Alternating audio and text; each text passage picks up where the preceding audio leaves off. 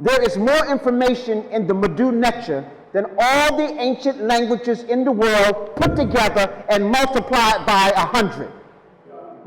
So that's Sanskrit, cuneiform, that's all of that. That's how much information is left in the Medu Neter. And about 85% has been translated by our former enslavers, the enemy of African culture, a non-spiritual people translating a spiritual work. So you know what the results is. And some of their inventions and stuff comes from their work, but they don't tell you where they're getting this from. Tesla committed that his concept of creating electricity came from studying ancient Kemet. When Einstein got his Nobel Peace Prize, on his desk was the Neter room. In fact, nobody in the European world could be somebody unless they had studied ancient Kemet. So you need to understand that. If you go down who's who in the ancient Kemetic world, and George G.M. James made it clear there's no such thing as Greek philosophy. That's stolen African philosophy. So we need to understand that. And Dr. Sanjetti, Dr. Clark, and them used to talk about, we don't have philosophy, just a love. We have what we call deep thought. Deep thought. You see, the whole universe is consciousness. Consciousness is the energy that propels everything.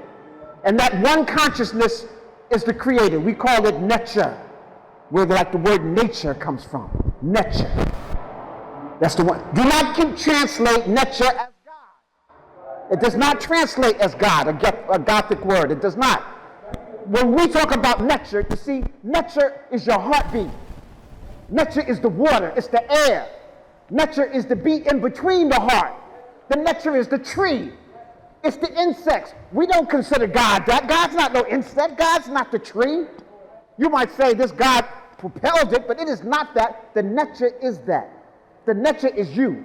So sometimes people will interview and they say, Mfundishi, do you believe in God? I say, no, I don't believe in God. I know the nature because I am part of that divine being. Intelligent. There is nothing we can't do. Think unlimited, think unlimited, think unlimited. What we can do as a people is unlimited if you think that way. A poem is the naked advice of the heart. Malcolm was a poem. Toussaint was a poem. Zinga was a poem. Garvey was a poem. Jhutyms was a poem. And all of you are poems if only you would think. Intelligent. There is nothing you can't do. Think unlimited, think unlimited, think unlimited, think unlimited. What we can do as a people is unlimited if we think that way. You see, we have been discussing that this life, trying to use life that life does not exist. We've been trying to survive in the money world where money is irrelevant. Your infinite flow of cash is your consciousness. As long as your consciousness is vibrating on a high level, you will never be economically deprived. And we are afraid to destroy our oppressor because we have become so much like our oppressor. We are afraid to destroy ourselves. Even Stevie Wonder and Ray Charles could see that all the ancestors were trying to tell us was what? Think. Intelligent. There is nothing you can't do. Brothers and sisters, you heard the expression, the writing is on the wall. Well, it's still there. And we're going to explore it today.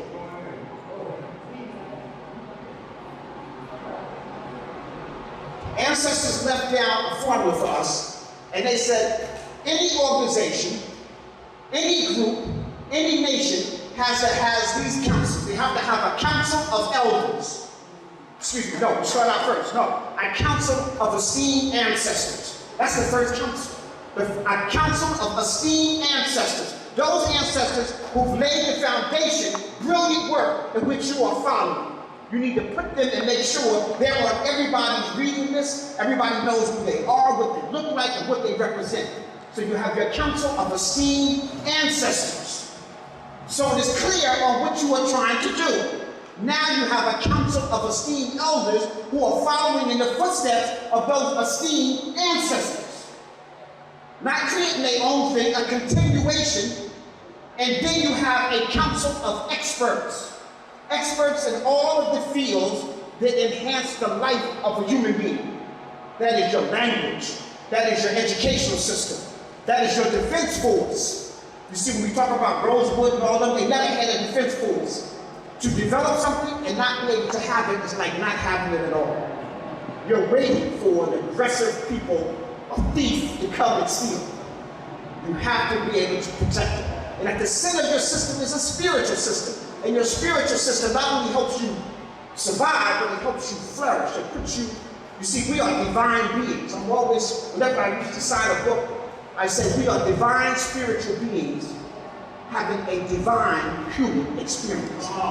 Most of us leave the word divine out. You see, we were able to do these miraculous things because the divinity of the one creator exists inside of us. And when you tap in, you do that. You see, so every spiritual service should have meditation, should have some form of meditation, because meditation is when you're listening to the Creator. Some of us confuse prayer with begging. God, I need a new car.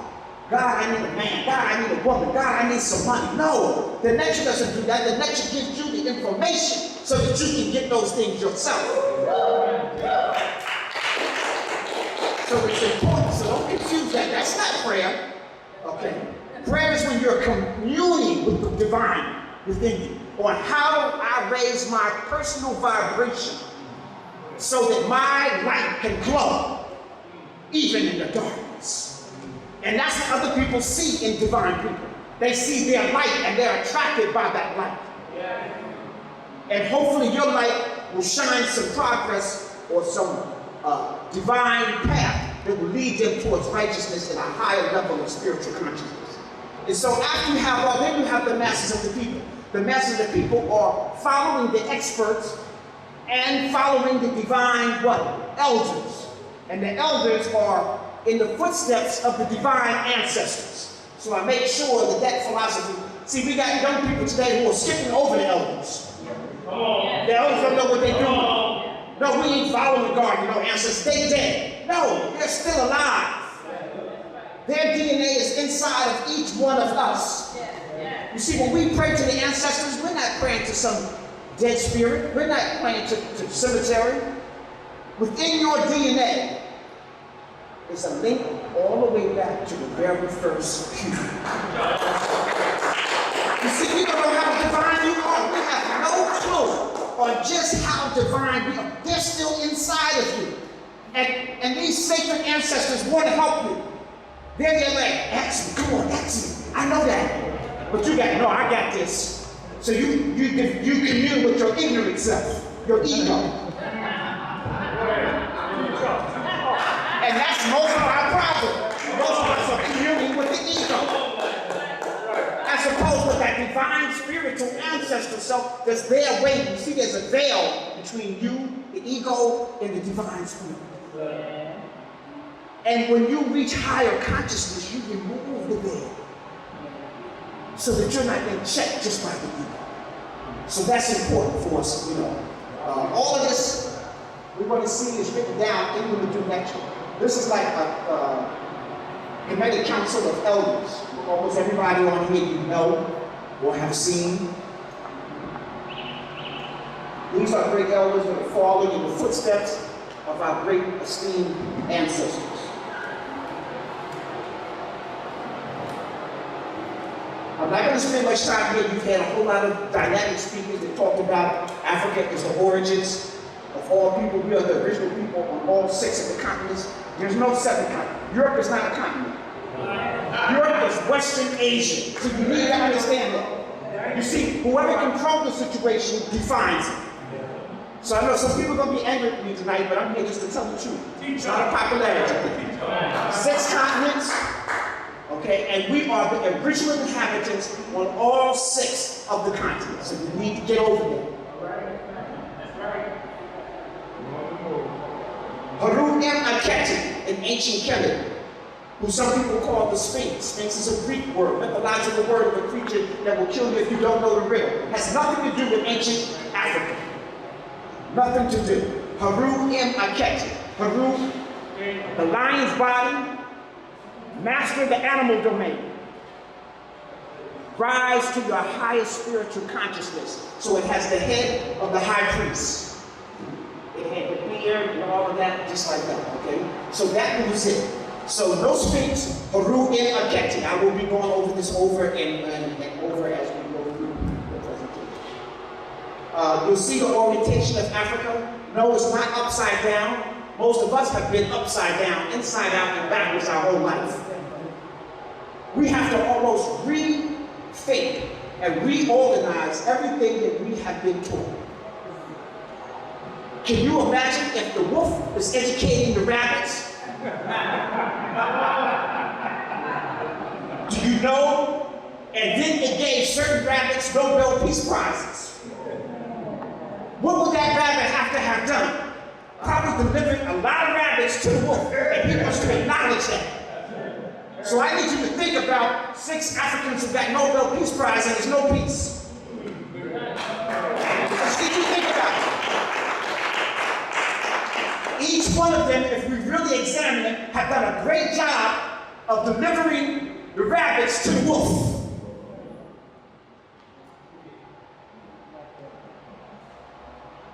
The Happy Valley. Happy is the ancient name for the Nile. This is a close-up of the Happy Valley. This is the orientation of Africa, the way our ancestors looked at it. The Nile River, the longest river in the world, flows down north, not up south. It flows down north from up south. No water runs uphill unless it's got a pump behind it. Okay? So it starts, there are 3 mountains of the moon, and you used to hear Dr. Ben talk about the mountain of the moon. The tallest mountain of the moon is Kilimanjaro, over 19,650 feet high. It's in present-day Tanzania today. The second mountain of the moon is Mount Rwenzori in Uganda, over 16,650 feet high. The third mountain of the moon is Mount Chopa, with Lake Tena in its hub, in Ethiopia. So you have Tanzania, Uganda, and Ethiopia. The ancients say we come from the foothills of the mountains of the moon. So it's letting you know they're not coming from one place. And later we find out that they also come from Western Africa. So we see Africans migrating from the Sahara, Africans coming down the Nile, and Africans coming across. And so we clearly understand those 3 mountains of the moon. Now, what makes this important is that there are 6 cataracts in the Nile. A cataract is a natural obstruction in the flow of energy. So that's why if there's a film over your eye, it's a cataract. It's a natural obstruction of the flow of energy. So anything that's stopping the water from flowing where boats cannot navigate and you can't go past that, that's called a cataract. There's 6 cataracts. They're all backwards. If you look at any book right now, when you go home, you check me out, it's going to tell you that in Aswan, that's the first cataract. Well, technically, that's the 6th cataract. The water's flowing this way. But the Europeans came into Africa backwards. So they encountered the last cataract and named it the first. Now, after we straighten them out, you would think they would, if you know better, you're supposed to do better. No. Control. Remember, whoever controls the situation defines it. It's about control. It's not about the truth. So that's what I need you to understand. So in Aswan, that's the 6th cataract. And inside of the Sudan, there are 5 other cataracts. The White Nile coming out of Uganda. The Blue Nile comes out of Ethiopia, and they meet at Khartoum. And from Khartoum, they flow as the Nile River all the way to the Wedgie Word. The Wedgie Word is the ancient name of the Mediterranean. The Wedgie Word means the Great Green. The Wedgie Word. And so this is the way we look at the rest of the world. Europe was below us in the cold, desolate land. Asia was where the sun rose to the left. And our orientation, you understand, we are the, when you look at the Hindu lecture, Su, or Rashi and Su means south, but it's the same word for up. Mahet means north, but it's the same word for down. Ament, like a menta, is west, but it's the same word for right. And Yabit means east, and it's the same word for left. So in order for your bit to be to your left and a mint to be to your right, you have to be orientated this way, the way you read the compass, when north is down and south is out. So I just want to take you back to all of our directions we get from ancient Kemet, and then somebody else upside down, inside out, and turn everything around. Even the Asians used to use their map the same way. Only really after around 1492 did the world get turned around.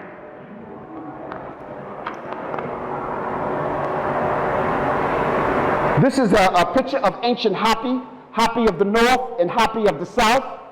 Now, what's important here, this says Iwenet, and this is a column, wooden columns. These early cities, all of them had Iwen in them. Those cities were actually built by the Twa, the Anu, the short people. They are the builders of the first temples in ancient Kemet. And the first Haru is Haru Bes. So I need you to understand, there was no Kemetic court that did not have the Twa in it. They said they were the only people who knew the dance of the neck.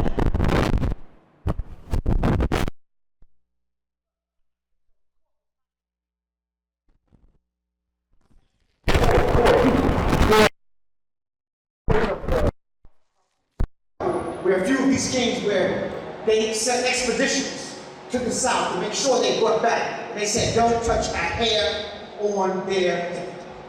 Make sure they have everything they need. So I just need to be able to just point that out. This interconnection of Africa.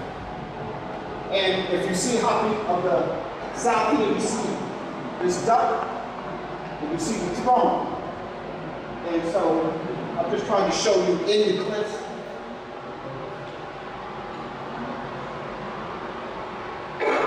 What happened to a mighty advanced African civilization in the Hapi Integral Nile Valley? They were clearly the most advanced material culture of antiquity, thousands of years ahead of others. Greece and Rome were 3,000 years behind ancient African kingdoms. What was the process used to blot out the achievements of African population from the annals of history?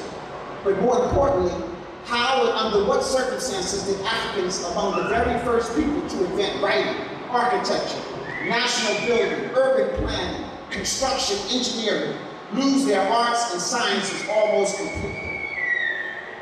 All of the books written about Africans by the conquerors reflect only the conqueror's viewpoint or supporting views. So we are concerned with African civilization alone.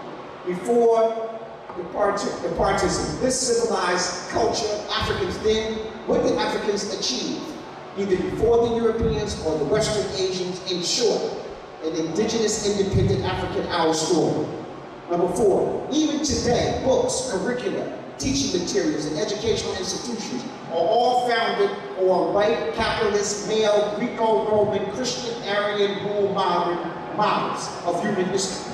There have been minor reforms, but overall, white supremacy models systematically dominates every intellectual and cognitive rule of educational procedure, from metaphysics to physics, idealism to materialism, religion to science. African people are misused and misrepresented in every way. So people, even when we have an African Studies department, that's a Band-Aid where you need a major operation. You need to defund. You see, in 1865, General Howard had mulatto children after the war, and he didn't want to put them educate them with his white children. Okay.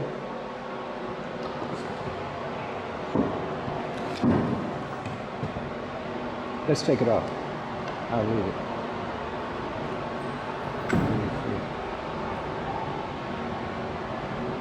Thank you. Okay, General Howard wanted to educate his black mulatto children, so he is the one that discovered and created the public education in America.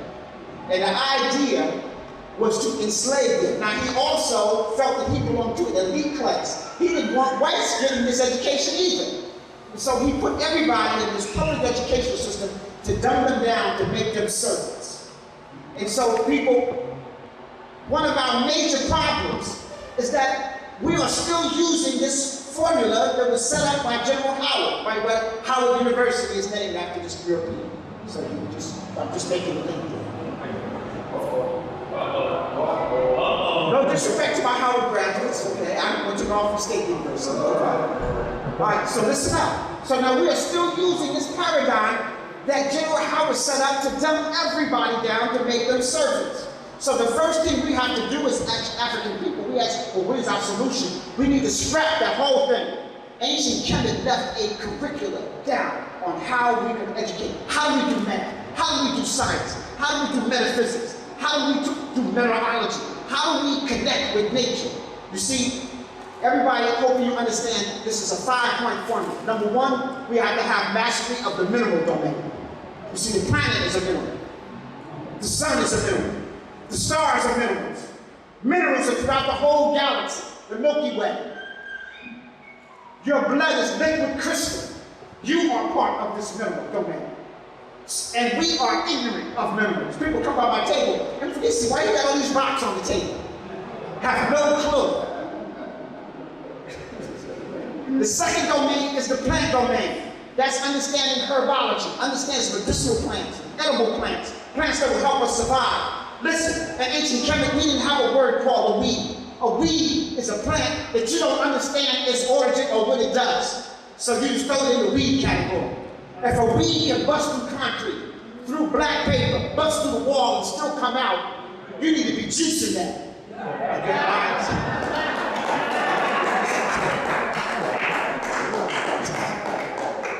So after you understand the plant domain, then you go to the animal domain. The animal domain, I know I'm stepping on some toes, was not here to be your slave, your pet, or to be your queen.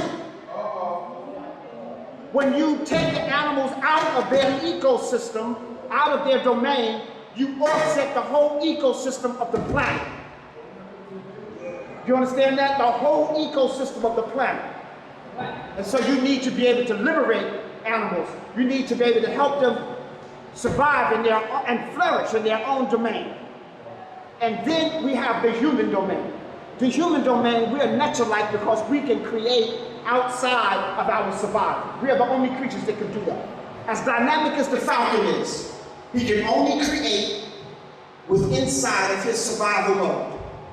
As dynamic as some of the creatures are, as the grizzly bear, he can only create within his domain. Humans are the only one. We can do some crazy stuff. We can act like anything and still survive. But that's only with the invention of civilization, so-called potent civilization. In ancient time, if you were not connected to the whole human domain, you cease to exist. So if you did some stupid stuff, no, we left you there for the line. Today, we protect the stupid people. Okay? And so now, stupid people have kids, and then we got a whole generation of stupid people. Stupid people marry some smart people. Everybody got a little stupid in it. That's what we had. But in ancient time, there was a clear line between people who knew what they were supposed to do and people who did not. And for millions of years, if you didn't know, you were out of here quickly. So I need to know, I'll let you know, civilization has a double-edged sword. Well, number one, it cultivates the best that you have, but number two, it survives and takes care of the needy, the knuckleheads, and the crazies. And allows them to create outside of their domain that's going to help us flourish. Okay, so I need you to do it. We have something called Ma'at. I have down here the 42 oracles of Ma'at. Before there was a Moses, there was Ma'at. And Ma'at is depicted by a beautiful African woman with an ostrich feather. Over here I have a sculpture. This is what how we depicted Ma'at. Now, the double edge here is that it's a feminine, universal feminine energy, but the feather is of the male ostrich. So we use the male ostrich feather inside of the universal feminine domain, so it's still balanced. Okay, so there's this harmonious balance within the universe. Universal masculine versus universal feminine. Okay. Truth, justice, righteous, harmonious balance, reciprocity. All of that is part of my eye.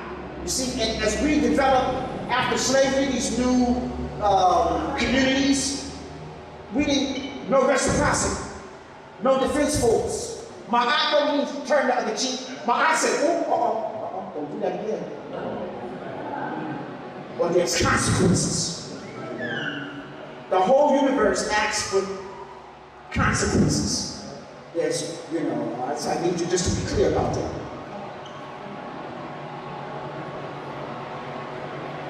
How do we honor and praise our great ancestors? So, some people have heard me talk about this before. There's 4 specific ways that we honor our ancestors. Number 1, we speak their name. That's why when you pour libation, you speak the names of the ancestors. You speak the name the way they were supposed to be spoken, the way they spoke. So you don't go keep Tut. His name was Tut Ankh-Amen, married in Ma'at. So you say his name the way he said it. Dr. Yosef Ben Yaakov, you say their name. Dr. John Henry Clark, you say their names the way they said it. Number 2, you complete and use their completed works. And that's what we're doing now. When we look at the engineering, the architecture, the structure of our mind, being able to take care of your own, being sovereign. That's what our ancestors gave us. We're supposed to be using that. Number 3, to complete their incompleted works. And that's what this lecture series is about. Some of us have went astray, some of us never knew. So we got to complete this work. And that is to educate everybody, child, man, woman, everybody. I don't care if you're 92, you can still learn this legacy and pass it on to the grandchildren. If you don't have no kids, snatch some kids from next door and teach them. Okay. Number 4, you leave edifice and images behind so that we know what our ancestors used to look like. You don't understand that? Because you know they will co-opt your stuff. JC went from an afro to blue eyes and blonde hair. Clear images behind. And the ones that were there got erased, so we need to make sure your children know what your great-grandfather looked like. They know what your great-great-grandmother looked like. They know what our heroes and sheroes look like. You have to leave images and edifice, statues, carvings behind. Now the Europeans have taken our formula. Every park you go to, you see some European on a horse or something. Right? Every place you go, there's so many places named Washington that is silly. Okay? And he was a slaver. And even when he died, he didn't free his slaves. But Europeans look up to this image. So they took our formula and they're using it. Now somebody actually, I was doing an interview with somebody says, Mfundishi, we got brothers and sisters now with tattoos, arcs, wings all over them, but it's not empowering them. He says, but the Illuminati's and them, they're using our stuff and they're empowered. What's going on? I said, well, this is the time for me to teach systematic thought versus symbolic thought. Symptomatic thought means intrinsically I know what it is because I am it, I feel it, it is part of my makeup. No one needs to tell me that's a tree. I've witnessed it my whole life. I know the type of tree. I've tasted it. I know its fruit. I know its leaves. I know what an oak tree is. Don't tell me the oak tree is the Kabbalah. No, it's an oak tree. Symbolic thought is how the whole world is being educated right now. The whole world, all religion is based upon symbolic thought. I show you a symbol, and then I tell you what it means, but you intrinsically don't know.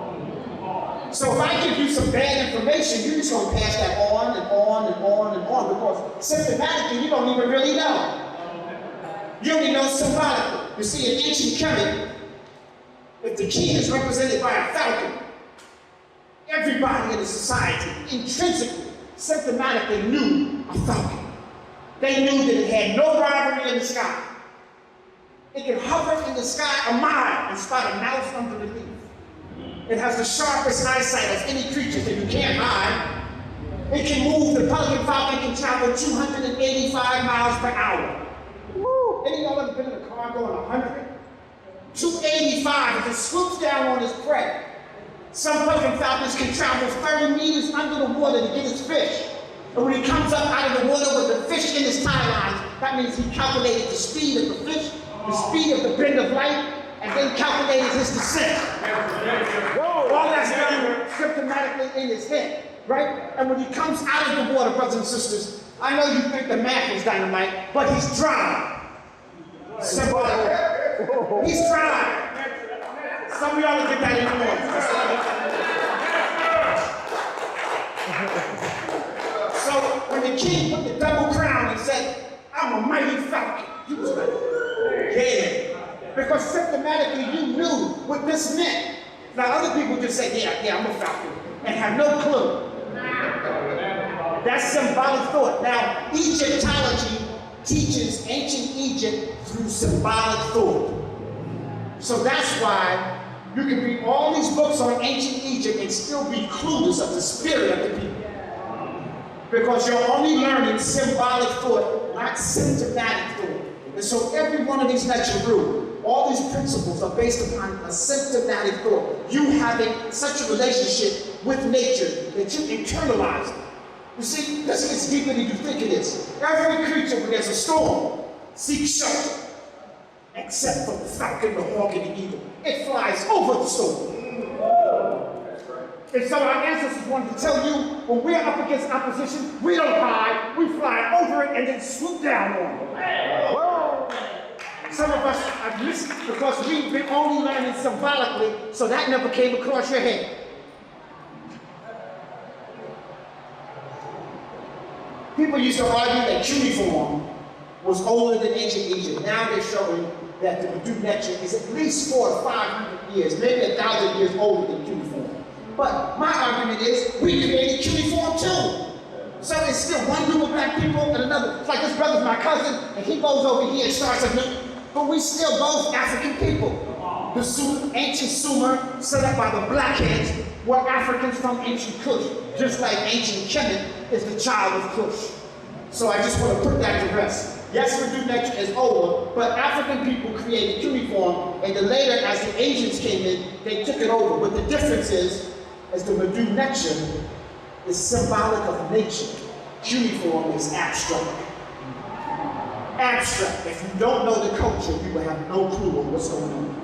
Somebody from that culture has to learn, as opposed to you just knowing nature.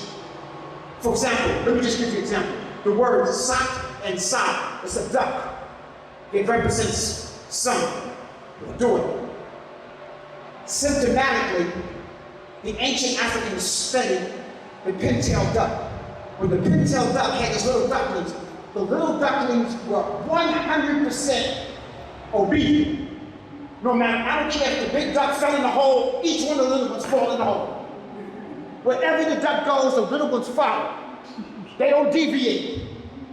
That was total obedience, right? And so, when we wrote our language and we wanted to talk about our son, we put a little duck down here, right? Because we want him to be total obedience to the way until you become an adult and now you lead the way. So if you wonder why your kids went astray, I don't think I need to finish it. Okay, all right. Total obedience of following their parents. So again, symptomatically, we know why we use this pintail duck. Not just about you just memorize it. Oh, that's solid. That's solid. And you just memorize this stuff down. You have no concept. That's not how you learn in the Medu Neter. You see, the reason why I said this is our classical language, it's the only language that can change our paradigm. If you learn, I know Swahili, I know Kikuyu, I know these languages. If we speak those languages, you just be crazy speaking Swahili. You just be crazy speaking Yoruba. You just be crazy. It doesn't change your paradigm of nature. When you're learning the Medu Neter and you're learning symptomatic thought, it changes your connection with nature. You look at water differently. It's against the law to defile water. How many people here pray over their water before they drink? About 3 of us. You pray over your food. How come you not pray over your water? The most essential things that you need. Water has more memory than any compound molecule on the planet Earth. It holds memory. So when you pray into your water absorbs that energy, and now it helps vitalize the body. There's people who pray over polluted water, held hands, and then when they measured the water again, it was less polluted. Wow. That's the power that we have. And when you speak to your water, your body is about 70 to 75% water. The planet is 75 to 75% water. Again, water holds more memory than any compound molecule. So when you speak to yourself, be careful on how you speak to yourself. Don't ever talk nasty about yourself. Oh, this is a bad hair day. Oh, you stumble and go, oh, I'm so clumsy. And then in the back of your mind, it says, wait till you get to the steps.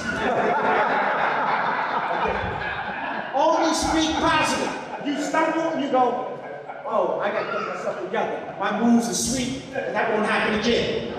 You talk positive about yourself. My naps is beautiful. I don't care what nobody else thinks. You know, you have to be able to speak. We call it positive self-talk. Positive self-talk. Extremely important. In ancient Kemet, everyone knew this. It's written on the walls. We only showed perfection.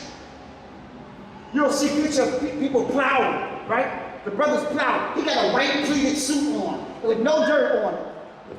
His wife is sowing seeds. She got a long chiffon outfit, no dirt. Like, you know they got to get dirty out there, but the ancient Kemet school wanted to show excellence because they wanted to leave an image of excellence behind. Nobody had their pants down. Nobody. Okay. The idea was to have excellence. And so young people, when they looked at the walls, only saw examples of excellence to emulate, imitate. We have to begin to do that again.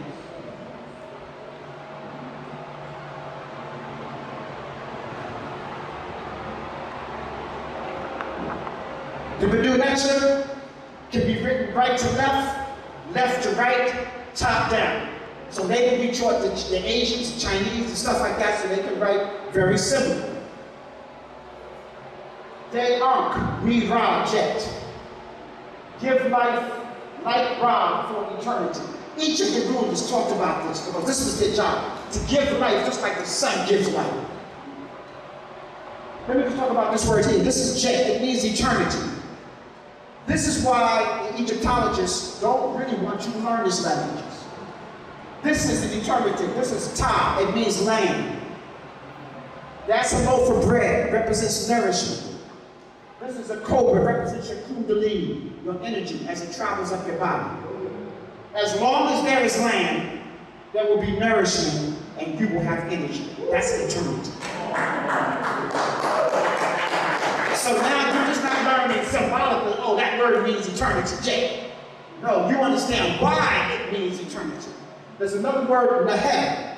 I don't have it up here, but Nehet has twisted flat with Derive in it. And it says, as long as the stars exist, any star, there will be energy. As long as there is energy, there will be life. So that's forever and forever. So I'm just trying to show you symptomatically why the Hindu lecture is so important. It's not just learning and memorizing some symbols. We can't take our enemy's word for what our name said. Like here, they know the rules just like now. We have some Africans, Sister Rakaya, my teacher, Dr. Mario B. We have some people whose our grammar is absolutely excellent. We know the grammar like the ancient Kemet knew the grammar. So I know some people saying, no, we can't, we speak it. Yes, some of the sound is variations, because as we left the Nile Valley, sounds change as you move into different cultures, and so we're still trying to capture some of the exact sound. But we know basically what a lot of this says. We can read it verbatim. I can read it in the lecture, I can read the Amsterdam News. Now look at here. This says Neb Ma'at Ra. Now they know it says that. Look, they put Neb Ma'at Ra. Over here it says Hotep Imam. But they put Imam Hotep, so they switched the rules on it. If it has the name of the High Necher, who was one of the Super the Necheru, it's written first but spoken last. Over here, Amen is in front, but here they go, Tet Amen. So they followed the rule here. Tet Amen. Here they didn't follow the rule. So we cannot trust them to do our stuff. Here, it has two names, they only gave you one. Hatshepsut. But this says Hatshepsut Aman. Hatshepsut believed she was born of immaculate conception, that her father was Amen. And so all of her temples was dedicated to Amen, her father. And now when we say her name, we leave Amen out. What did we say the first way of honoring our ancestors was? Speak their names the way they spoke. If she went through all this trouble to etch in stone how her name should be, in fact, the tallest tekken that still exists right now in Egypt was created by her. And it has her name etched in the stone. And so we say Hatshepsut Aman, not Hatshepsut. Again, they leave out the names there, Ramses II. It doesn't say none of that here. It says, here it says, Ursa Ma'at Setekra. Means the powerful one who is powerful, the powerful strength of Ma'at, of the legacy of Ra, and he was chosen by Ra. Over here it says, Meri Aman, Mesu Ra. So, beloved of Amen, born of the energy of Ra. And we're saying Ramses II. He wouldn't even know what he was talking about today. We're going to introduce Ramses II. And he'd be like, like, when are they going to introduce me? You know, fine. So we need to speak their names. You got to learn them to do next, because obviously you can't take Europeans' words on what our ancestors said their names were. Now some of y'all go to Egypt, and now you got the Arabs there, and they make something like this, and they call it a cartouche. So if you come back, oh, I got my name in the cartouche. Cartouche is French. It means a cartridge bullet. Because when Napoleon came there in 1799 and they saw all these circles, he says, I look like a cartridge. So now you run around talking about it's a bullet. Get off your head, people. Remember, we're upside down, inside out, and backwards. Everything you think you know needs to be relearned. Relearned. I will move through this kind of quickly. There's 14 steps. I line it out in my book, Spiritual Warriors or Healers, on how to have a great mastery of the Medu Next. Number 1, you learn the alphabet, monosyllable. Number 2, Sanu. You learn symbolic signs, that's biliterals and triliterals. 3, complements. 4, determinatives. 5, numerical principles, numbers and adjectives. 6, grammar rules. And this is where we lose most of our people. They want to follow the symbols and just do symbolic. When it comes time to do some grammar, we lost it. Grammar rules, verbs, sentence structure. Those who speak, people who speak Ebonics, is actually speaking the way we spoke in the Nile Valley, except for they just substituted English words. You see, some of our ancient ancestors didn't go to no school to speak English. They just heard the words that their slave masters spoke, and they used those words the way they were thinking. So they'd be saying like, I'll be out of here. You go, no, you don't say that. You say, no, I'm gone. You know, he was speaking like the African using English words. And then they beat that out of you now. So now you only are upside down, inside out, and backwards. English is the most backward, twisted language in the world. Do y'all hear what I say? English, like, for example, somebody say, I'm trying to do that. Try only exists in the English language. Nobody else has it. Because you're either doing it or you're not doing it. If you're trying, I don't even know what that is. Okay? Number 7, nouns, everyday word and vocabulary. 8, study nature, the earth, and its life forms and how it relates to human beings. Most of us have not done that. You haven't done it in school because your teachers haven't done it. So people who are destroying the planet are teaching you how to destroy the planet. And we have the ability to outdo everybody, so we can destroy the planet better than they can. 9, the study of African culture, ethnic groups of the Happy Valley, Kemet, Kush, all the way to South Africa and across the Great Sahara. You gotta be an Africologist. That's how I started out. Not just as a chematologist. I started out as an Africologist. I wanted to study all the indigenous culture. I went and stayed for a month with the Twa people. They don't even know what it is to spank a child. That's unheard of. The child is the most precious gift they have. So in the morning they work, I'm going up. The click, I couldn't get the click in there, but it means on the children well. That's the first thing you ask people, because children are the most important thing. And they look at themselves as an extension of the Creator. Okay, so we got to understand different cultures. Number 10, study the indigenous African spiritual systems. Dr. John Clark said they laughed at our name and we changed it. They laughed at our clothes and we changed it. They laughed at our spiritual system and our lecture and we changed them. They laughed at our culture and we changed them. They laughed at the way that we look at the world and we changed it. So we know how we got jacked up. We have to go back and redo that. We got to take their clothes off of our back. We got to leave their language alone. We understand we're communicating here, but we're learning. Just imagine if everybody here was learning the dimension, and we all were. I mean, Ron, they knew Johnson. They would be upset. Their police would be in here. Okay? Study in-depth Kemet festivals, celebrations, and holidays. It shows you how we had several calendars. We had at least 3 calendars going. We had a calendar dealing with the sun year, a calendar dealing with the lunar year, and we had a calendar dealing with the equinox. Okay, so we had 3 calendars going on simultaneously.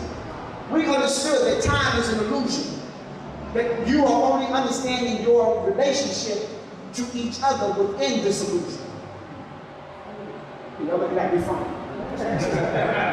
I'll come back to it.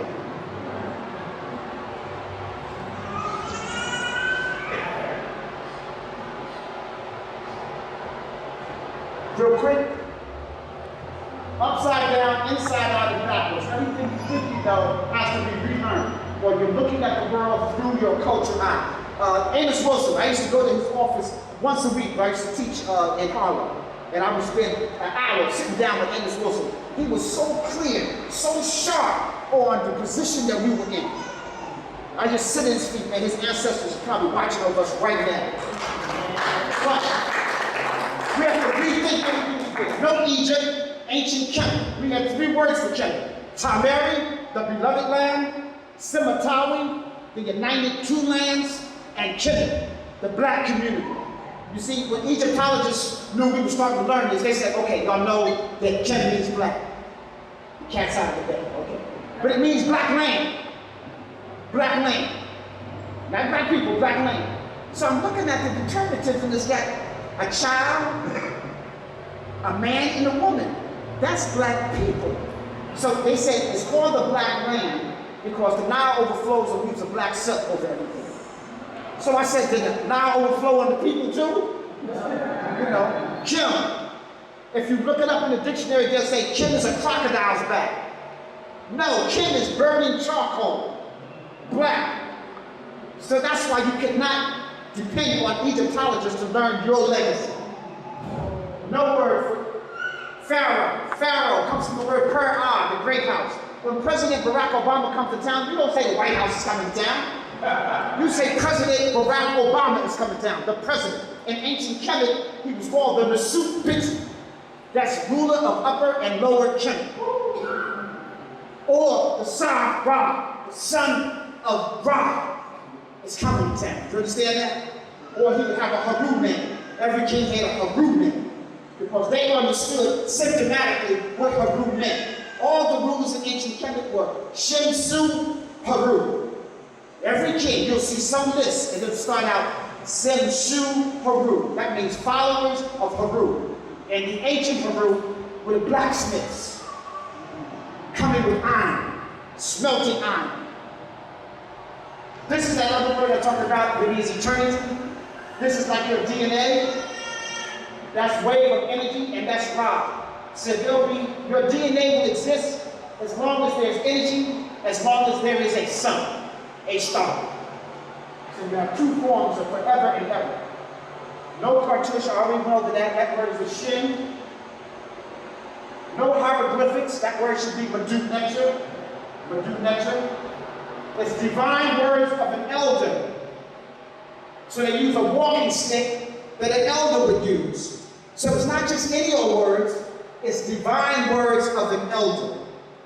in relationship to the Creator, nature. No Sphinx, I already went over that. Haru in a Kemet. That's not a Sphinx, that's Haru in a Kemet. Imagine if your son said, I want to be a Sphinx. You're like, son, I don't know. But if he said, I want to be Haru in a Kemet, so I can protect you and mom from sunrise to sunset, you'd be like, okay, son, I'm down with that. Right? So you see how powerful language is.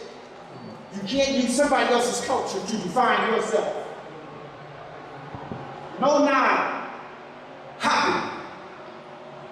No mummy. That comes from the word mamiya, which is Arabic, which means gloom, a gloom. You see what happens when you're using somebody else's language? Well, our word was sahu, and that means preparing the body for eternity. No pyramid, a mirror. And the particular type of mirror is a mirror coupe that emanates fire energy, fire atoms, negative atoms that bring human beings into a harmonious state. So if you look up the word pyramid power, you see that every pyramid, no matter what it's made of, creates negative ions, fire atoms all around it that can purify water. That's why every pyramid is near water. None of the pyramids that were found in ancient Kemet was tombs. And that's what they tell you it was, a tomb. Then they got a picture of somebody dragging a stone up the mountain that weighed 20 tons. You never saw that picture in any tomb in ancient Kemet. That's all Egyptology messing with your mind.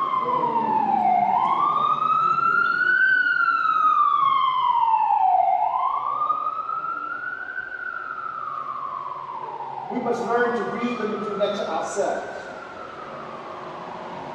In ancient Kemet Kash, the Kemetic believed in one creator, the spiritual consciousness in all things. The one creator, divine principle, and laws were called Necharu. And the worship of the Necharu was part of the everyday life. As with all civilizations, the spiritual system was linked to mythology and spiritual relationship. But remember, our mythology was connected to symptomatic thought, not symbolic thought. Like when they got Jesus walking on water. There's a couple of preachers that drowned because they wanted to show you they were like Jesus, trying to walk on water, and now they're ancestors, okay? Because they took something symptomatically, symbolically, without understanding symptomatically what it meant, and tried to turn it into reality. And God doing the same thing. Symbolic thought, understand. The Kemetic spiritual practice will lead to celestial movements, constellations, the sun Ra, the moon Ea, and the planets which turn and guided their mythology in every way of life. The ancient Kemetic were the first people to can find out when you were born, and they knew what the seven heavenly bodies gave you as a gift that would contribute to your personality. We are not separate from the whole. Nature. Nature is the whole. You are one with nature, the creator of the cosmos.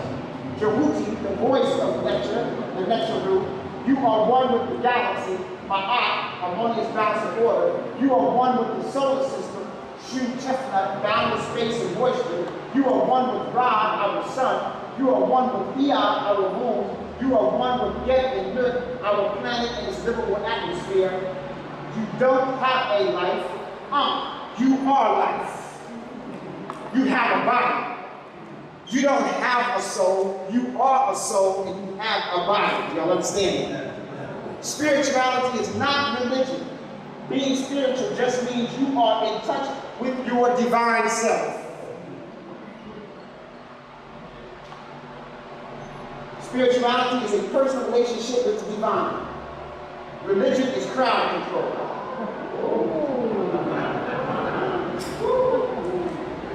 In ancient Kemet, there were no churches. In most of Africa, there were no churches. Your home was your divine abode. And so listen, you have 5 temples. I need you to tap into. You have 5 temples. This is what they tell us in the ancient Kemet. Your first temple is your divine consciousness, which is part of the nature. Your second temple is your heart, which permeates the energy that palpitates through this body. The idea is to have your heart consciousness synchronized with your spiritual dimension.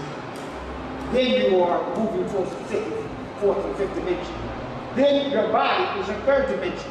So you treat your body like a sacred temple. You take care of it. You treat it correctly. Then the next temple is your home. Your home is your temple. So you have your altar, your shrine, your ancestors, your culture. If I walk into your house and I don't know who lived there, that's a problem. As soon as I walk in the door, African live here. Oh, this is specific Africans. These are conscious Africans. I should know that as soon as I walk into your living room. If I'm searching and I don't know who's in here. I don't know who lives here. That's the problem. That's upside down, inside out, and backwards. Well, you gotta picture some flowers up on the wall. I don't have a problem with flowers, but put it in an African vase. I am my aunt. I rose from the justice of the universe, of Kush, and spread my wings across the land of Africa. And when I flapped them, civilization was established. I am the balance and harmony of the universe. I am truth itself. I am Kushite, Kemetic spiritual science. From the metaphysics, perfection of order. The creator created creations. I am the mathematical balance of the order of both material and immaterial universe. I am the law of nature. I am the law of physics. I am the law of harmony. I am the law of the supreme being. I am the mother and daughter of Amin-Ra. I am his substance. I am Ma'at. That exists inside of you. So you have to know who you are. That your spiritual system is based upon that. Ma'at. Breathe in gratitude, breathe out love. Reflect kindness to all. You see, even your enemy, you have to give your enemy respect in order to be able to deal with your property.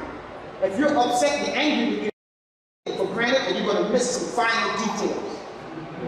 Each fighter, before they have a really good fight, they study their enemy. They know his ins and outs, his strong punch, his kick, his wheel. They know all about it. They can watch the 100 tapes. It's just like if they play football. The week before, we watch the tapes of that team. You play basketball, you watch the guy, you watch your opponent, so you know his move before it happens. Brothers and sisters, Africans in America know the European better than any Africans on the planet. Our Africans on the continent still don't know the Europeans. They still believe Europeans. They still believe Asians. They still believe the Chinese. No matter how much they show us that they speak with a forked tongue and they don't like us, they still believe it. Africa is giving away land in Africa to the Asians and Europeans. Africa is for sale. The only people that can come together, the Africans in the diaspora, and specifically Africans from America who have the most money, the most material goods, the most education. We need, but we're also the most backwards. We got to get off our heads, begin to re-educate ourselves, and we are the ones that can go back to Africa and make it a United States of Africa.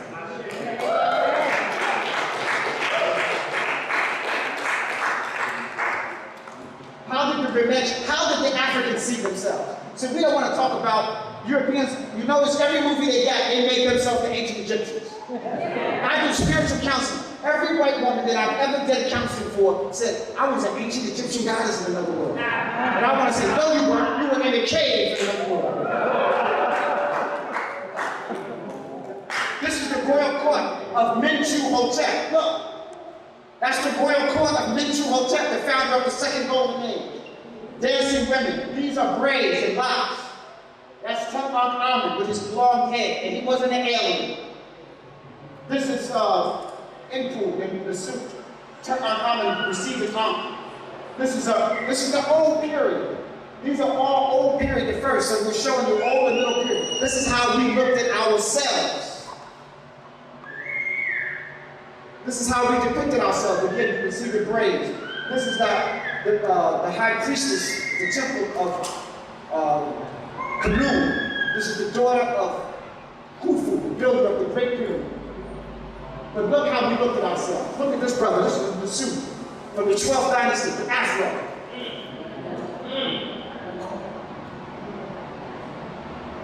This is that HUD, that DNA we were talking about. As long as there's energy, Europeans don't know what the black hole. The black hole is the next ship. Returning, everything comes from blackness and returns to blackness. Ain't no mystery. The Kemet knew about this. Ain't no, they got a parallel universe and you're sci-fi, they just made up some stuff. And now you following your followers. On the other side of that black hole is a big black face, the creator looking at it. That's what's here. The natural rule is all nature. All of our images of our natural, our principles and deities, what African? What African? Anytime your divinity doesn't look like you, then you're in trouble. I need to say that again. Any divine spiritual concept you're following does not look like you, you're in trouble.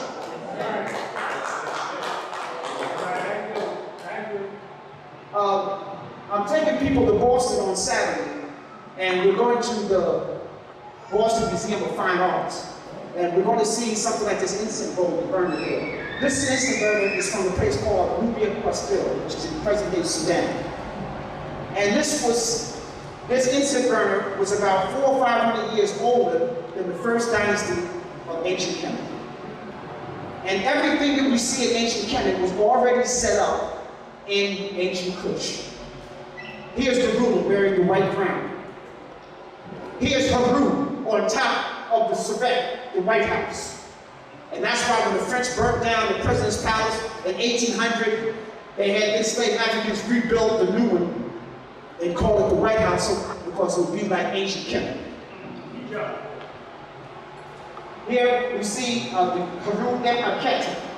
Here we see the facade of the palace. You don't have a facade of something that doesn't exist. And so even before Imhotep, we were building in stone and great monuments. This is again 400 or 500 years older than Rome. What I want to show you here is the difference between culture and civilization. Civilization, number one, has written documents to record what they are doing, where they come from, and who they are, and what they're about. A civilization has that. Number two, a sophisticated plan architectural structures. So engineers, people who understand astronomy, astrology, things of that nature. Planned cities, not just a bunch of huts and villages around in a circle. Planned, organized city. A functional calendar, an organization of time and space, so that you can record things, you can repeat things over and over again. And an organized economy with planned agriculture and animal domestication. And number six there would be a military to be able to protect whatever you develop. Those are the signs of civilization. We confuse somebody's culture with civilization. Everybody got culture. Gorillas got culture. Cavemen got culture. A bunch of deer got culture. Every human thing on the planet, fish got culture. Every living entity has a culture, but civilization is something totally different. Civilization is a creation of African people. Whenever you're teaching, you need a timeline. If you're teaching little ones, they need a timeline. You need to see when things were happening. So when we talk about the step pyramids, the Mirkut of the Zoser, we can look and say, okay, that was like 3600 BCE. Was there a Greece yet, the first European nation? No. The Japanese hadn't got to the 7 islands of Japan yet. There were no Chinese yet. In fact, can you name another nation at 3600 BCE? No. So it lets you know what's going on. When we look at this black man, Mentuhotep, around 2000 BCE, we know there was an ancient Persia at this time, Sumer. There was some other great civilizations that was happening who had a similar culture. We can look. In the Americas, the Olmecs hadn't come in yet. So we can begin to look around the planet and see what other things are happening. You need to have a timeline when you're teaching your children so that they have, and you have to understand that the timeline is not linear, it's cyclical. It's cyclical. You need to understand. African Kemetic priests, wearing the white, Now we wear black Jhutyms because we imitate the imitators. The Greeks saw Mfu was black, and all his helpers had black on because they were preparing the body. But the priests wore white, so they didn't go that far. They just got to Mfu. See, he's black, so we wear black Jhutyms because he's preparing the body. So now everybody's running around wearing black. We imitating them, but we should be wearing white Jhutyms, symbolic of the ancestors. I show this because if you go to any museum in the world, for example, when I take people to the Metropolitan, it's the largest museum in America. As soon as you come in to the right, they got a map, and it says ancient Kemet, pre-dynastic. And every name is in Greek and Arabic. There was no Greek and no Arabic. So what I did here was give you the correct names. There was no Giza, no Cairo, it was Ibn, no Giza, it was Aket and Khufu. In fact, Khufu's, the builder of the Great Pyramid, his name is Khnum Khufu, which means the protector of Khufu, the molder, the one who built all humans on the potter's wheel. No Memphis, Ineb Hesh, that's the white wall, Het Ka, the house of the spirit of the Ptah, Saqqara, Min Nefer, Abydos, was Abigail, Dendros, he went, Karnak, he put the silk, Luxor, Waset, he put Barsuk, Valley of the Kings, Karfet, her in Net, S. Del El Bani, Esma, Tasano, Edfu, Baguette, Kumumbo, Neviet, Aswan, Abu, Philae, her in Aset, Abu Simbel, the Jew Empire.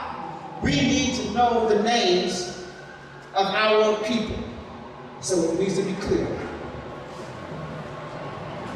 And again, we extras on the wall so that we can be real clear.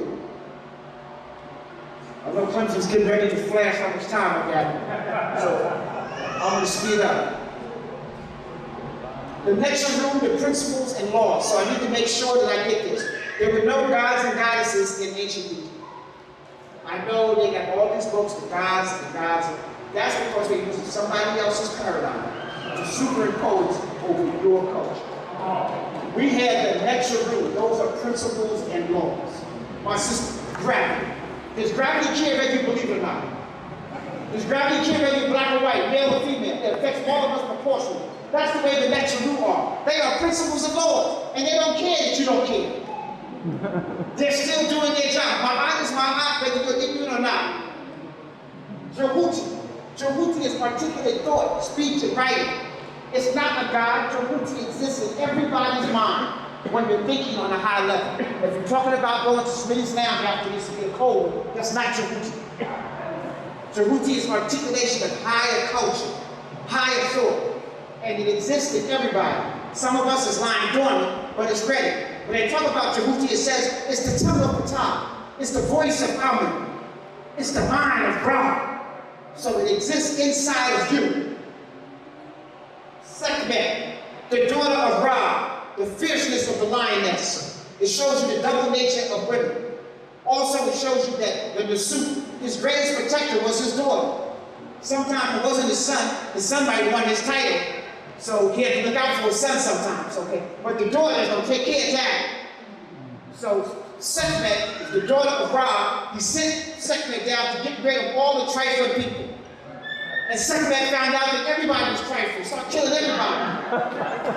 so the next room was like, Brown, you have to do something about your daughter. She's killing everybody. She's just drinking blood. The next room said, no, I ain't messing with that shit. You go get Jhuty. So Jhuty, the articulate thought, outsmarted her. He assessed the situation and see that she got infatuated with blood. He changed the Nile River into red and told her, you don't have to kill nobody, there's all the blood. Sekhmet jumped in the Nile, but it was really red wine. She had trouble. And then he pulled her to shore and worked his magic on her and turned her into a beautiful black cat. She became Baset, adornment, beauty, and nature. So men, brothers, this is for you. You got a choice.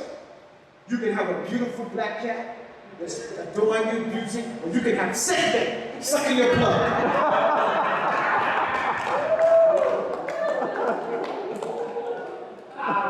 So you see why symptomatic is so important?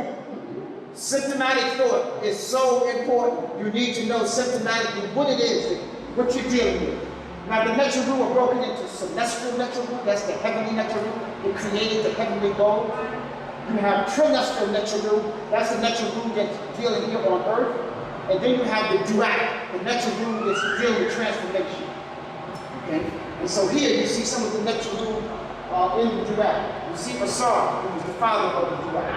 You see him on his throne. You see he's on his square. So this is where you see that this is the judgment scene that happens in the duac. And this is where you see, this is the deceased person's soul coming before the scales of Ma'at. This is Amamet. He is a devourer of evil souls. So let me say this. I know in some religions you could be bad for 88 years, repent on your dying bed, and go to heaven. That's not Ma'at. If you've been bad 88 years, we know where we go. You're getting recycled again. I don't care if you repent. I don't care if you take the blood of Jesus or whatever. You are coming back here, okay? The ancient Kemet were clear about reciprocity. They understood that when you do good works, your reward is good. So the reward for Ma'at is to receive Ma'at. Now, when you come before the scale, you have the judges up here. And they ask you questions like, have you stolen before? And you say, I have not stolen. Now, Jhutyms didn't record your whole life, so Jhutyms knows you can't lie to Jhutyms. Jhutyms said, in the 5th grade, brother, you stole your grandmother's cookies. You know, and you never fessed up to that. And you've been lying. But listen, when my grandmother was old and she had no teeth, I chewed her food. When she could not walk, I carried her on my back. And so Jhutyms said, that's reciprocity. I'm really satisfied. So you understand? Here, and some pictures, there's another scene here. Harut takes you to his father, who art in heaven. Hallowed be thy name, thy kingdom come. That will be as on earth as it is in heaven. That comes from here. He kneels before his father. Harut takes him. That's why in the book it says, the only way to my father is through the son. From right here. Go ahead. The scene is missing is that his hair turns white when he sees the song. So if you saw Cecil B. DeMille's in the 10 Commandments, Moses' hair turns white when he sees God. Here, this is Harut, and now he makes judgment. He looks at your 4 organs, your 4 major organs. See, you already heard you speak. You know you did reciprocity. But now you claim to be righteous, so I'm going to look at your colon. If your colon is all backed up and shriveled up, you can live wrong. I look at your liver, your spleen, it's all black and purple. Oh, okay, no. You need to try this all over again. And so that's why those organs are at the end. Those are the sons of Harut. And they represent, remember I said your body is the 3rd temple? Have you taken care of that temple? This is Apep, the enemy of Ra. And here it shows in the book of Gates, 12 hours of night and 12 hours a day, how do we become victorious in overcoming Apep, their enemies? See, the next group, they wanted to make sure they knew that you had obstacles to overcome. There was lessons that you needed to learn. And you repeat those lessons until you learn them. And so in order to resurrect, as a resurrected soul, you had overcome Apep, the enemy of Ra. These are celestial vegetables. This is Asar, the great black father. Look, there's no depiction of who he is. We're not wondering, is he of African descent?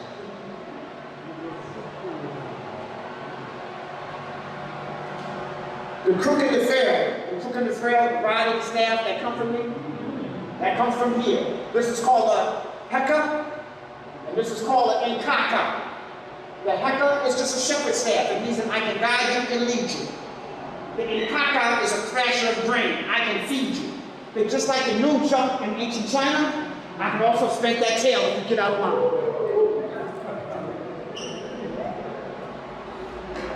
And you can see all the rulers carry those. Rather, this is Hatshepsut Aman down here. So even the women ruler, anybody who was ruling carried those symbols. So maybe that's why they said that rod and that staff comfort you. This is a picture of Mama. Remember, we need to see. He is the founder of Upper and Lower Kemet, Simatawi. This is African, both pictures. He comes from the south. So I need to be real clear about this. And this is what the Mfundishi looks like. That's the ruler from the south and the ruler from the north. The ruler from the land of the bee. We are the first to cultivate honey. The ancient Kemet people talked about over 100 remedies for honey. Honey is the greatest antibiotic in the world. Most amputees would not have to be amputated if you could just wash the wound and put honey on it.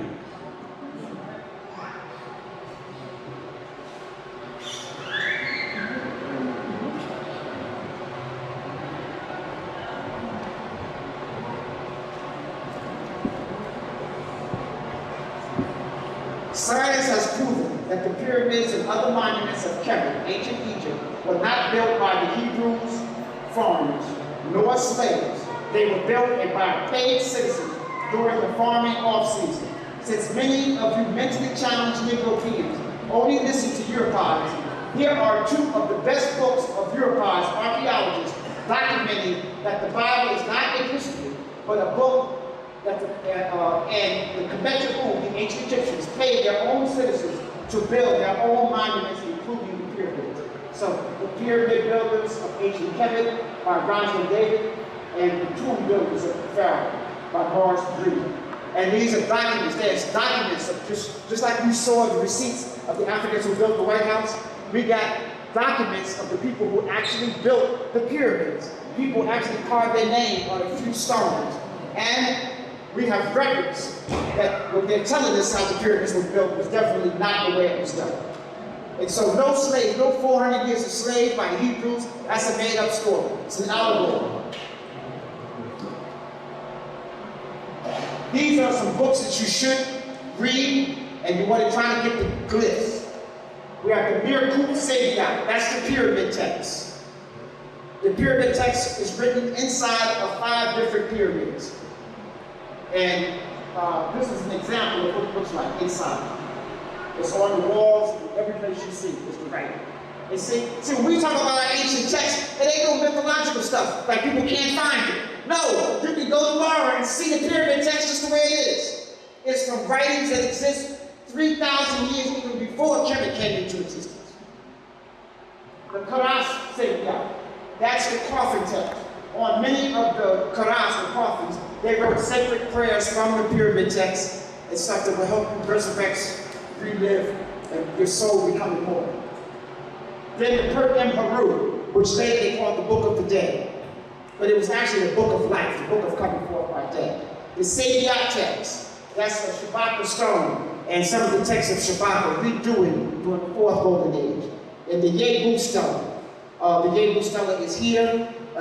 It talks about Imhotep, and it talks about where they get the story of Joseph coming to Egypt and all of that. They just got it straight from a text that was already written there in ancient Kemet.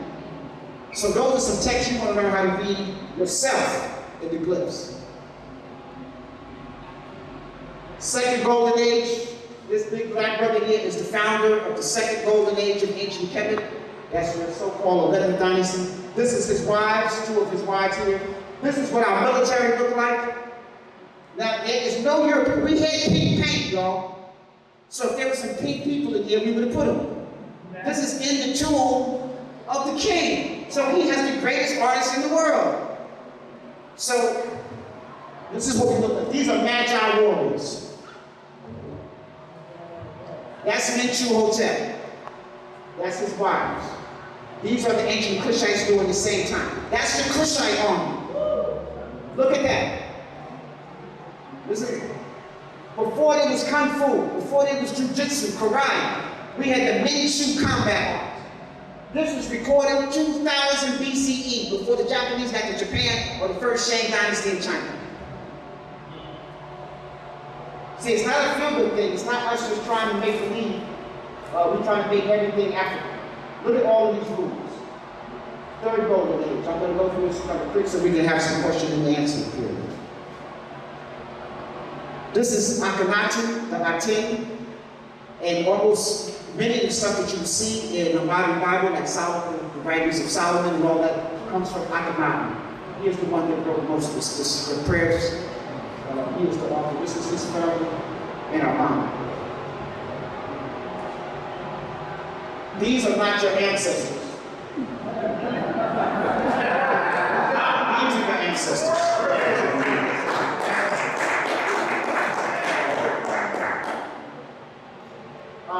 Last but not least, before I end up, I said you must master the mineral domain, the first domain.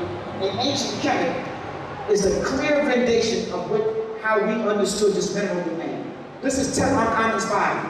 His body is used with red jasper. Red jasper represents your root chakra, your spiritual, reproductive energy. He didn't wear blue wigs, that's not blue hair. Blue is done because that's a lapis lazuli stone, representing wisdom. That's the wisdom stone, lapis lazuli.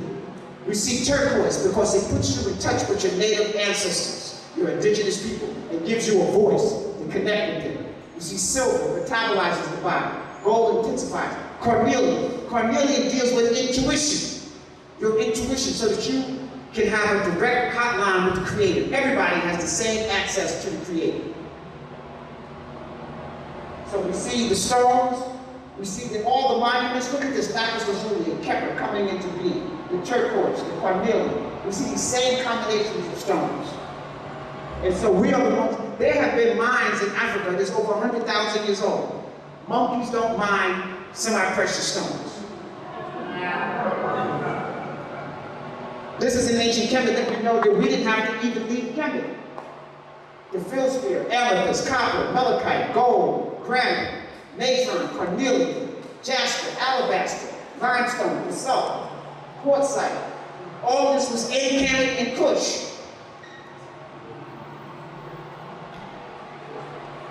Crystals for pain and relief. Rose quartz soothes pain and cuts, scrapes, and bruises. And loving energy, also calming, which also is helpful, especially for kids. Malachite is wonderful for all general pain relief. Hold these stones, rub them, and they will help vibrate on your energy to dissipate those incorrect energy. A color spectrum, people. Learn colorology. Ancient Kemet stresses that. Each color is a different vibration. Red increases physical energy. Violet stimulates intuition, imagination. That's the highest octave. Blue and indigo increases calmness, peace. Green supports balance and harmony. Yellow increases fun, harmony, lightness, power, energy. Orange stimulates creativity, productivity, pleasure, optimism, enthusiasm. You wear these colors and they help lead the way before you even get there. But you don't want them in the extreme form. You always want soft colors of them, the pastel. Like too much orange will send you nuts. Too much red will have you bouncing off the wall.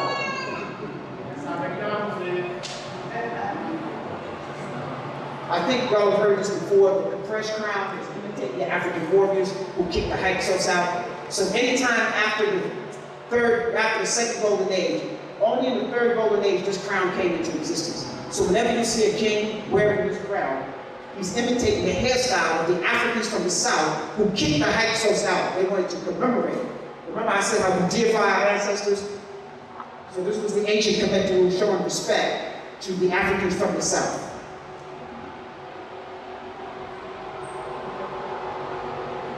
This is Karhaka.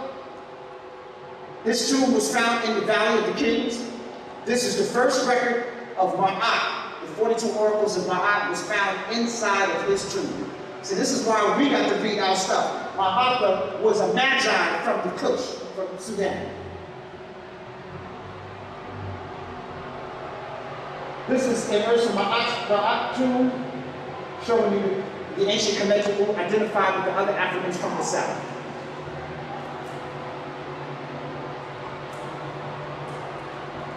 If you don't use your own symbols, somebody else will.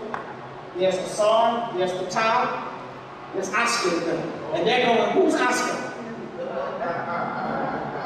This is given to the best actor and best actress. You can see them using our symbols, the American seal. 52 of the 55 people who signed the Declaration of Independence were all Freemasons. They were all studying ancient Kemet. These are tuck-ins all over the world, the male phallic symbol. Resurrection, rebirth, renewal. And so they're all over the place because the Europeans was trying to redo Kemet. Know your story through your classical language and connection. Africa is our center of gravity, our culture and spiritual mother, father, our beating heart, no matter where we live on the face of the planet. Quote by Dr. John B. Parker. I am the ancestors. They live through me. They live through you. I'm going to end by saying, surround yourself with those on the same mission you're on. You are the soul awakening, a heart opening, a light shining. You are the divine essence. African consciousness means that you assume nothing, you question everything, you open your eyes, and you challenge the opposition, and you start to think. That's why I open up the mind. Books that you should read. And people, I like to end by saying, people say, Mfundishi is a nice motivating speech, but you know, it's going to be gone after tomorrow. I said, no, then you need to be motivated tomorrow, and you need to be motivated the next day, and the next day, you need to listen to tapes over and over. It's like washing and bathing. You don't wash one time and say, oh, I did that this week. You need to wash and bathe every day. You need motivation from your ancestors. That's why prayer is every morning and every night. And if you get a chance during the day, and the greatest form of love is gratitude. As I say, anything of value, use it in your life. Study the nature. I have some flyers over to the side. I can hopefully answer some questions. Hopefully I can bring some minds, some questions. I brought some lecture rules and some tapes over here, so hopefully we will get you there. Thank you very much. Let's go, brother.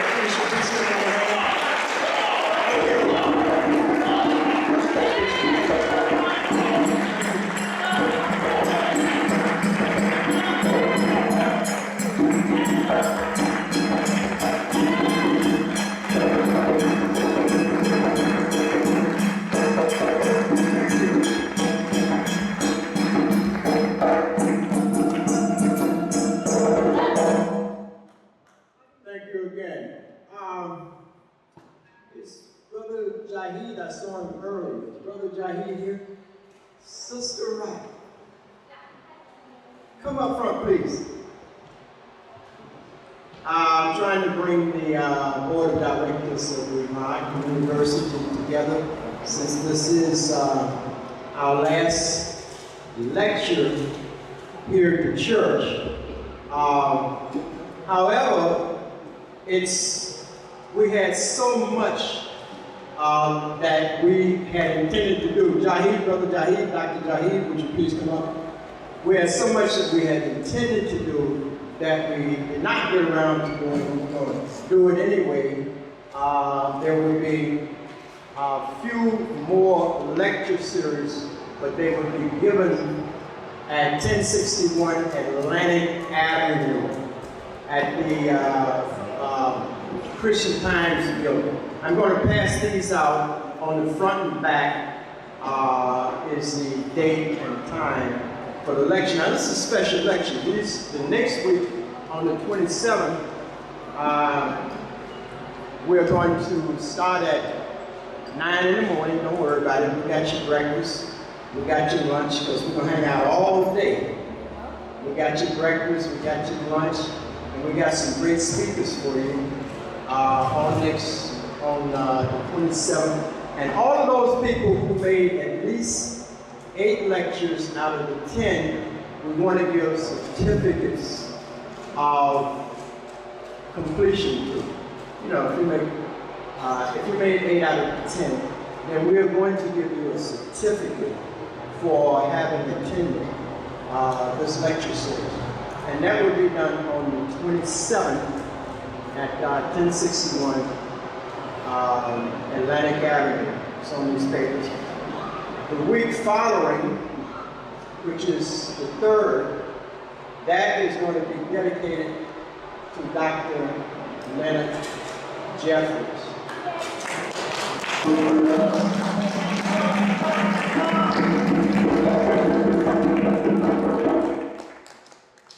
Dr. Jeffries, in his own right, has, oh, Sister Celeste, Can you give these out? I always give Sister Celeste good. So that Sister Celeste is going to pass these out, and they're front and back. They give you the time and the place for the next 2 lectures in which we're dealing with. Now, we actually fill out a review of these lecture series, and that's very critical because the church will review them, and they will make a decision of whether they will continue these lectures. So we want you to write a good review. We want you to be truthful, but we want you to write a good review. And make sure that Sister Celeste gets those reviews. And we need to get, if you completed 8 of the 10 lectures, we need to get your name printed, first name, last name, so that we can make out these certificates for you. Give us your email and phone number, so we can have those ready. At this particular time, I'd like for the board of directors of the Ma'at University, if y'all just come forward. Dr. Esau, where's Dr. Esau? I saw him a minute ago. A big flight? Oh, he had to catch a flight. No, he's back here. Dr. Esau, come up, please. Come up. Come up, please. All right. He has done a marvelous and magnificent job of moderating most of these sessions. I want to give him a hand. He's a great brother. And